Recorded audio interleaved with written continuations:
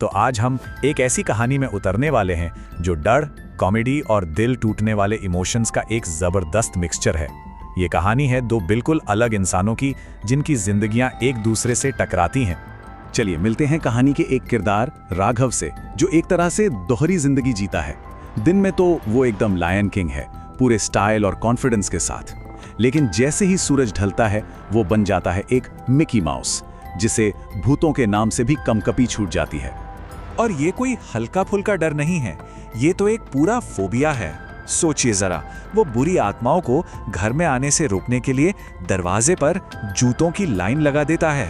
जरा सा भी चौंक जाए तो सीधा अपनी माँ की पीठ पर कूद जाता है। उसकी ये हरकतें उसके परिवार के लिए एक बड़ी शर्मिंदगी बन चुकी हैं। मतलब उसका डर इस हद तक हावी है कि जैसा कि वो खुद मानता है, उसे रात में अकेले बाथरूम जाने से इतना डर लगता है कि वो बिस्तर तक गीला कर देता है। अब ये बात उसके परिवार के लिए एक बहुत बड़ी मुश्किल है, खासकर तब जब वो उसकी शादी की सोचते हैं। तो राघव की जिंदगी ऐसे ही चल रही थी, डर और शर्मिंदगी के बीच। लेकिन फिर कहानी में एक जबरदस्त मोड़ आता है, जब वो और उसके दोस्त क्रिकेट खेलने के लिए एक नई जगह ढूंढते हैं। एक ऐसी जगह जो उनकी जिंदगी को हमेशा हमेशा के लिए बदल कर रख देगी। उन्हें क्या पता था कि वो अनजाने में एक शापित जमीन पर आ पहुंचे हैं। जब वो क्रिकेट के लिए स्टंप्स जमीन में गाड़ने लगते हैं तो उन्हें इस बात का अंदाजा भी नहीं होता कि वो उस जगह की शांति भंग कर रहे हैं जहां कुछ बहुत भयानक दफन है। और उनकी ये एक गलती डरावनी घटनाओं की एक लंबी लड़ी शुरू कर देती है।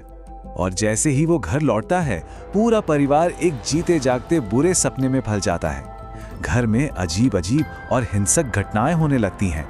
हर कोने में एक अनजाना डर फैल जाता है। पर ये सब हो क्यों रहा है, किसी को कुछ समझ नहीं आ रहा था। अब इस अनजाने डर को समझने के लिए परिवार एक पुजारी के बताए 3 टेस्ट करता है। पहला, एक नारियल का अपने आप घूमना। दूसरा, एक गाय का घर से दिया खाना न खाना। और जो आखिरी सबसे खौफनाक टेस्ट था, उसमें जब एक काला साया खून की बूंद को पी जाता है तो उनका सबसे बड़ा डर सच साबित हो जाता है। लेकिन ठीक यहीं पर कहानी एक ऐसा मोड़ लेती है जिसकी किसी ने कल्पना भी नहीं की होगी। हमें पता चलता है कि राघव को परेशान करने वाली ये आत्मा असल में कौन है। और ये किसी शैतान की नहीं, बल्कि एक शिकार की कहानी है जो सिर्फ इंसाफ चाहती है। ये कोई बेनाम आत्मा नहीं है, इसका एक नाम है, एक पहचान है और एक दर्दनाक अतीत है। कार्तिक के रूप में जन्मी उसे अपने ही परिवार ने उसकी पहचान की वजह से ठुकरा दिया। लेकिन फिर उसे रहीम चाचा में एक सहारा मिला, जिसने उसे न सिर्फ एक नया नाम कंचना दिया, बल्कि एक घर और एक परिवार भी दिया। कंचना ने अपनी जिंदगी कभी अपने लिए जी ही नहीं। उसका तो बस एक ही मिशन था, दूसरों के लिए एक बेहतर भविष्य बनाना। उसने गीता के सपने को अपना सपना बना लिया था और उसे पूरा करने के लिए उसने दिन रात एक कर दिए। और ये रकम 2.5 लाख रुपए, ये सिर्फ पैसे नहीं थे, ये उसकी जी तोड़ मेहनत, उसके त्याग और किसी और के सपने के लिए उसके अटूट विश्वास का प्रतीक थे।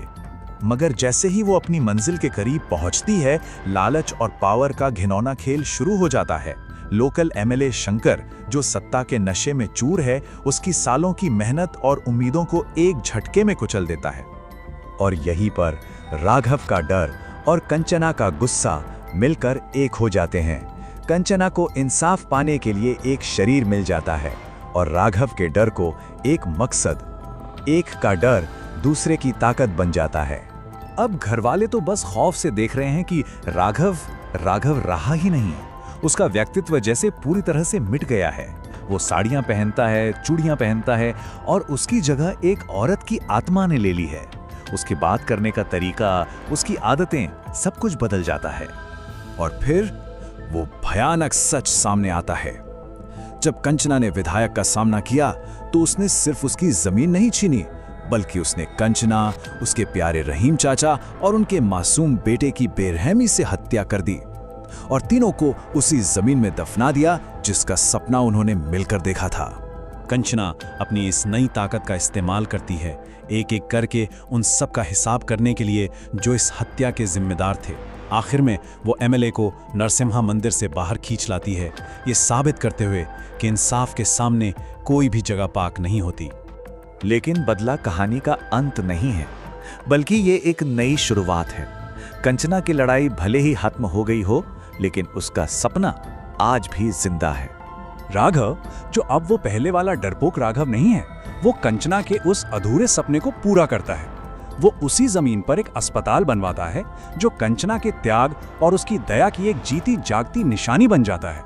तो ये कहानी खत्म होती है एक जबरदस्त बदलाव के साथ और हमें सोचने पर मजबूर कर देती है कि डर, हिम्मत और इंसाफ आखिर हैं क्या। राघव का सफर हमें यही दिखाता है कि कभी-कभी आपका सबसे बड़ा डर ही आपको सबसे हिम्मत वाला बना सकता है।